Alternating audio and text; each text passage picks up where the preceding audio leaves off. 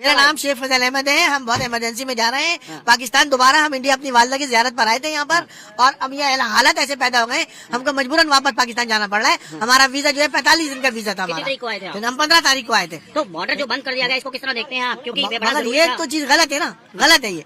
हम चाहते हैं भाईचारा होना चाहिए, दोस्ती होनी चाहिए दोनों में आपस के अंदर, समझे नहीं। मगर ये जो भी हो रहा है वो गलत हो रहा है। लेकिन अब जो पाकिस्तान स्पॉन्सर टेररिज्म है, उसकी वजह से पहलगाम में इतने ये तो कोई भी नहीं बता सकता कि उन्होंने अटैक किया, किसने अटैक किया, किसने नहीं किया। समझिए। तो आप कितने लोग आए थे? हम 6 लोग आए थे। 6 लोग। आप सब इमरजेंसी में वापस जा रहे हैं? जी, इमरजेंसी में वापस जा रहे हैं। दोस्तों, 2 दिन पहले कश्मीर में ये हमला होता है पहलगाम में, और इस इतना बड़ा ये अटैक है कि हमारे 26 से 27 लोग हमारे देश के मारे जाते हैं जो वहाँ के सैलानी होते हैं। और इतना बड़ा ये हादसा है कि उन आतंकवादियों ने हमारी माँ बहनों को, जो जिनके सुहाग उजड़ गए हैं, जिनकी बच्चे चले गए हैं, और जिन बच्चों के सर से बाप का साया चला गया है, उन आतंकवादियों को कड़ी से कड़ी सज़ा मिलनी चाहिए। इन आतंकवादियों को बिल्कुल भी छोड़ा नहीं जाना चाहिए, फांसी पर लटका देना चाहिए ऐसे आतंकवादियों को जो बेकसूर लोगों की जान लेते हैं। लेकिन उसके साथ साथ मैं कुछ और भी कहना चाहती हूँ अपने देश के लोगों से, अपने भारतीय लोगों से, कि आतंकवाद का कोई मज़हब नहीं होता है, तो इसे प्लीज़ किसी मज़हब से ना जोड़ें, किसी भी मज़हब से इसे जोड़ा ना जाए। जितना दुख हमारे हिंदू भाइयों को हुआ है, उतना ही दुख हम मुसलमानों को भी हुआ है। आतंकवाद का ना तो नाम हो और ना ही मजहब है, उसका एक ही काम है दहशत फैलाना। लाशों को धर्म की सियासत करने वाले जान लें कि आतंकवाद का कोई मजहब नहीं होता। पहलगाम में आतंकवादियों ने नाम पूछा और गोली मार दी। चेतन सिंह ने भी चलती ट्रेन में नाम पूछा और गोली मार दी, लेकिन क्योंकि चेतन सिंह का भी कोई मजहब शायद नहीं था उन आतंकवादियों की तरह। तो हम यही कहना चाहते हैं कि जो भी इस तरह का काम करते हैं, ना तो उनकी जाति होती है, ना मज़हब होता है, ना धर्म होता है, वो लोग सिर्फ दहशत फैलाते हैं। तो मैं कुछ वो लोग जो हिंदू मुसलमान करने की कोशिश कर रहे हैं इस हादसे पे भी, उन लोगों से मैं हाथ जोड़ के गुजारिश करती हूँ कि प्लीज़ इस हादसे को किसी धर्म का चोला ना पहनाकर हमें सबको एक होने की ज़रूरत है उन आतंकवादियों से लड़ने के लिए।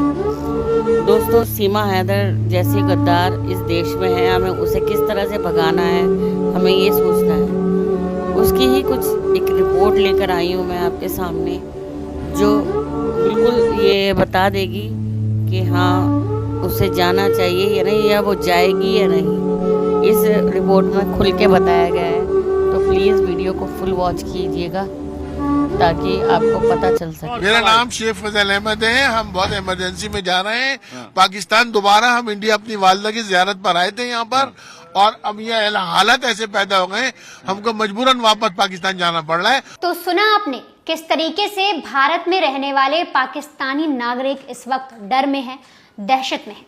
हर कोई यही कह रहा है कि 48 घंटे में हम भारत को कैसे छोड़ दें, कैसे अपना सारा सामान लेकर फौरन पाकिस्तान लौट जाएं। लेकिन जिस तरीके से पहलगाम में आतंकी हमला हुआ, उसके बाद केंद्र सरकार ने तमाम तरीके के बड़े बड़े फैसले लिए और कहा गया कि 48 घंटे के अंदर जो भी पाकिस्तानी नागरिक भारत में मौजूद है, वो यहाँ काम करता है, किसी भी सिलसिले में यहाँ पर मौजूद है, वो फौरन भारत को छोड़ दे। लेकिन ऐसे में सवाल उठता है कि लीगल तरीके से, अवैध रूप से नेपाल के रास्ते भारत में घुसने वाली सीमा हैदर, क्या वो भारत छोड़ेगी? क्या 48 घंटे का अल्टीमेटम सीमा हैदर पर भी लागू होगा?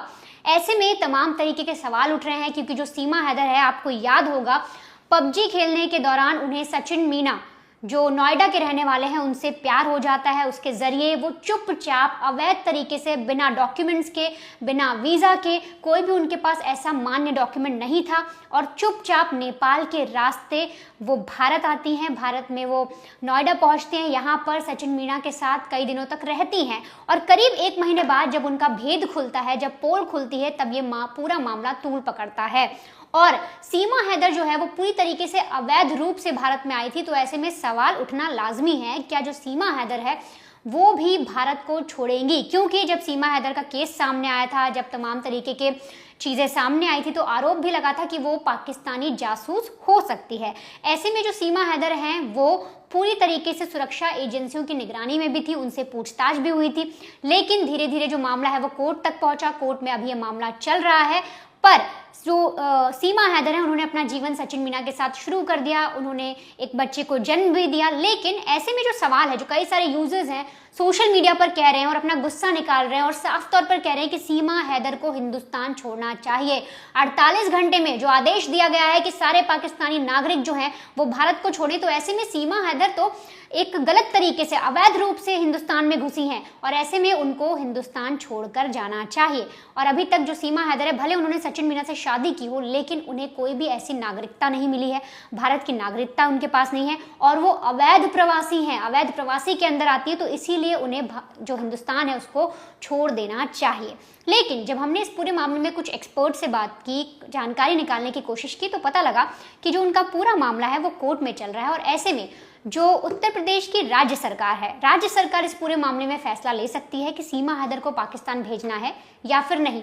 पूरा का पूरा जो चीज़ें हैं, जो सारा सवाल उठेंगे, हर एक जवाब जो देना होगा पूरा राज्य सरकार को देना होगा, क्योंकि जब पूरा मामला आता है तो उत्तर प्रदेश राज्य सरकार की तरफ की ओर जाता है, वहीं से पूरा मामला कोर्ट में पहुंचता है। तो ऐसे में जो उत्तर प्रदेश की राज्य सरकार है उनको ये जांचना होगा, उनको समय निकालना होगा, उनको हर चीज़ को परखना होगा और फिर जाकर ये तय करना होगा कि क्या सीमा हैदर जो है उसे पाकिस्तान भेजा जाएगा, क्योंकि वो हमारे देश, हमारे हिंदुस्तान में अवैध रूप से घुसी है। और ऐसे में आपको एक छोटी सी जानकारी और दे दूं, क्योंकि देखिए जो सीमा हैदर है वो अवैध प्रवासी है, तो ऐसे में उन्हें नागरिकता नहीं मिल सकती। कोई भी अगर भारत में अवैध प्रवासी बनकर आता है, वो भले किसी से शादी कर ले हिंदुस्तानी नागरिक से, लेकिन उसे ऐसे में नागरिकता नहीं मिलेगी।